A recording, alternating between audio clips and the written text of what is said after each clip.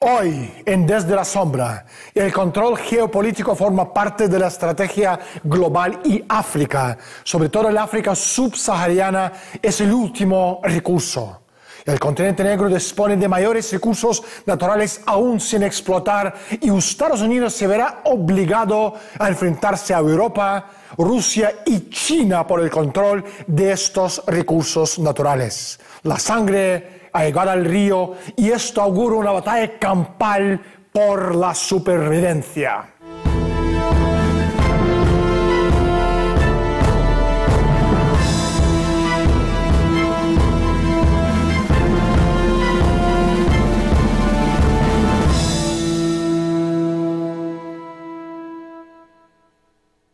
La explotación económica sistémica del continente a lo largo de las décadas de los 80 y los 90 ha sido la piedra angular de la política tanto estadounidense como francesa en África, a través de organismos tales como servicios de inteligencia, grupos de mercenarios extranjeros y un conjunto de conglomerados corporativos occidentales dedicados a la explotación que estaban deseando sacar partido a la riqueza mineral de África.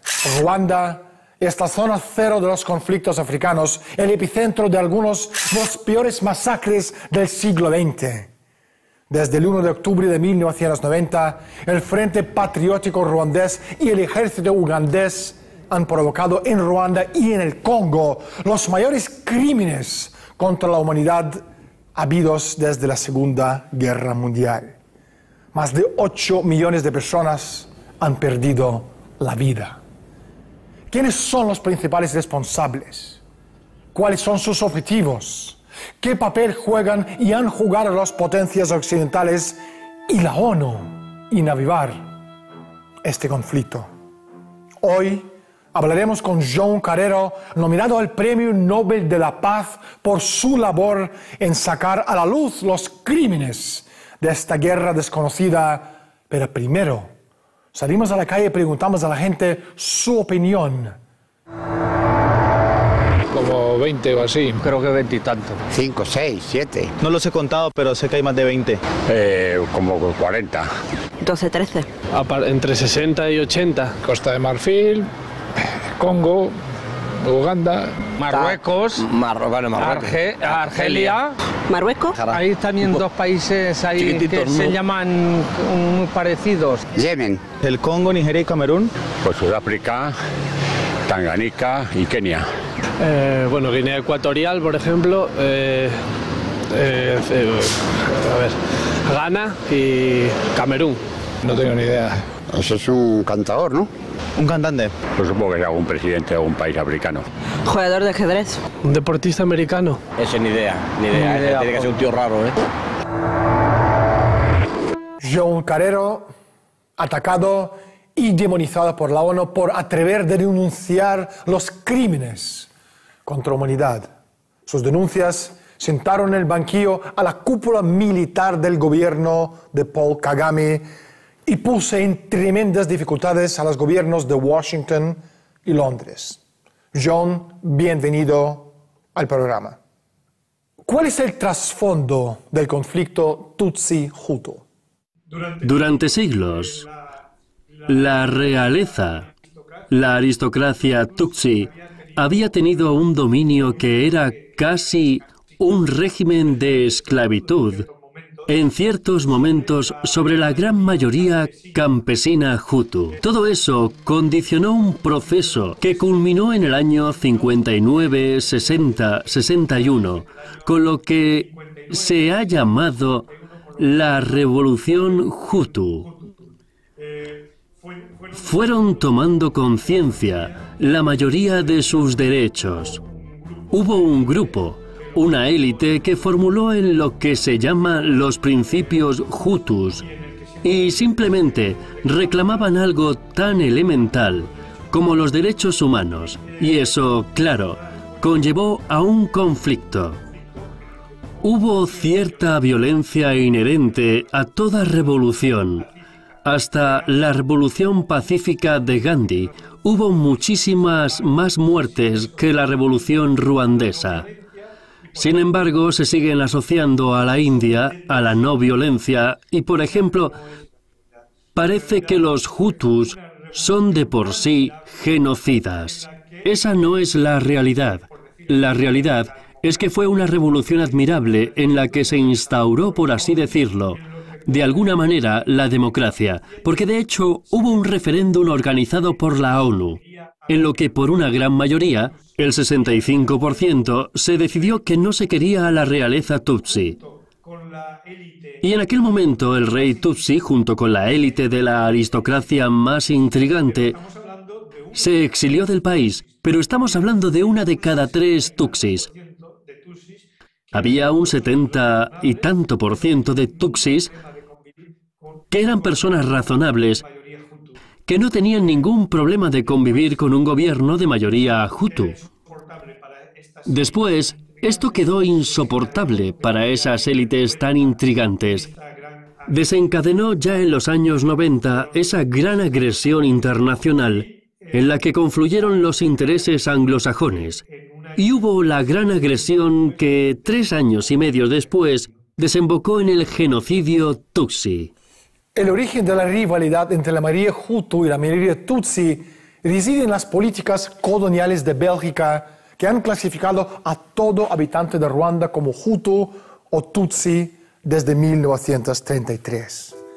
Bélgica favoreció sistemáticamente a la minoría Tutsi frente a la mayoría Hutu, una práctica que originó un malestar generalizado en la población Hutu que representa el 85% y sembró las semillas del odio étnico que explotó brutalmente en la década de los 90, empezando aquella fatídica noche del 6 de abril de 1994, cuando el avión que llevaba al presidente Habyarimana de Ruanda y el presidente Ntaryamira de Burundi explotó en una gran bola de fuego al impactar en el 2 misiles tierra-aire.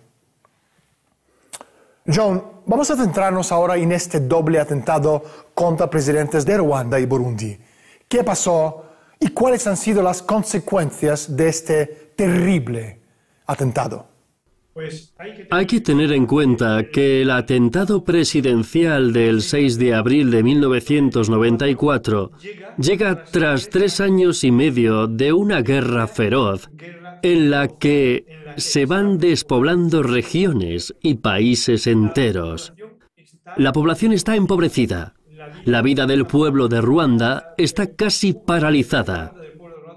En torno a la capital hay cientos de miles de refugiados de todas las regiones. Y en ese momento, en el que hay tantísimo resentimiento, porque se está destrozando la vida de tantas familias y del pueblo de Ruanda, en ese momento se asesina nada menos que al padre de la patria, al presidente Habyarimana, que viajaba junto con el presidente de Burundi, también Hutu, con el equipo de pilotaje de avión presidencial, los 3 franceses y toda la cúpula militar de Ruanda, y algún máximo cargo del gobierno de Burundi. En este momento ya es la locura. Se descontrolan todos los frenos que estaban puestos y comienzan masacres masivas por ambas partes.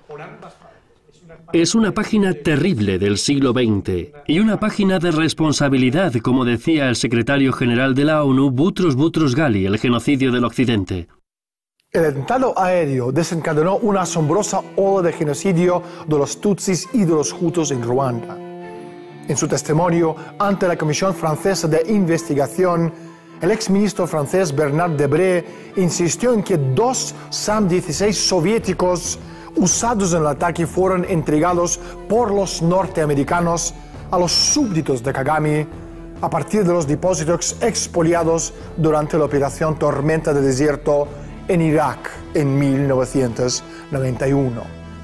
El intermediario y la tapadera en la operación, Organización Internacional Estratégica y Táctica, o ISTO por sus siglas en inglés. ISTO estaba relacionada con la consultora Armitage y Asociados, fundada por Richard Armitage, el primer subsecretario de Estado de George W. Bush. Otra empresa estrechamente ligada a esto y a Armitage fue Kellogg, Brown y Root, una filial de Halliburton que en el pasado dirigía el vicepresidente estadounidense Richard Cheney.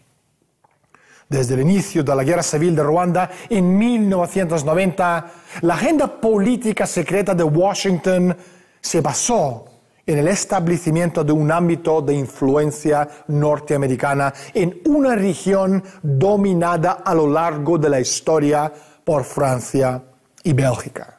Sin embargo, para poder llevar a cabo una operación de tal envergadura, Estados Unidos necesitaba su propio hombre de paja. Su nombre, Paul Kagame. John, ¿quién es Paul Kagame y qué papel ha jugado en este conflicto? Paul Kagame es un descendiente de esa aristocracia más intrigante que fue formado por los Estados Unidos en sus escuelas militares y volvió con una misión muy clara: liderar los intereses anglosajones en la región. Mira, solamente un dato muy significativo.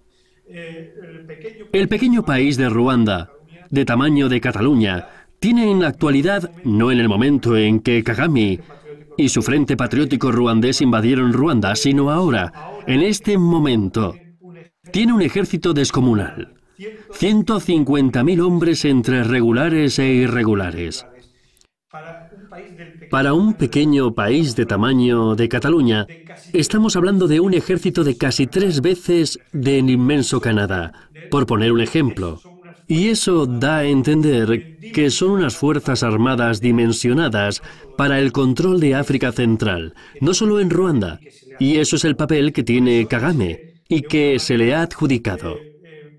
Por eso, de una manera bastante fácil, en 6 meses conquistó el inmenso Congo, porque tenía un apoyo de todo tipo, militar, logístico, de información, diplomático por parte de las potencias anglosajonas, Estados Unidos, Gran Bretaña y en gran medida también Bélgica. O sea, se ha repetido el esquema del asesinato de Lubumba y el aplastamiento de la democracia incipiente del Congo de hace medio siglo. Kagame es la cara visible de los grandes lobbies anglosajón. Mientras el Frente Patriótico de Ruanda masacraba a millones en los años 90, la secretaria de Estado de Clinton, Madeleine Albright, le alababa a este asesino y su mentor, el presidente de Uganda, Yoweri Museveni, como representantes del nuevo clase de dirigentes africanos.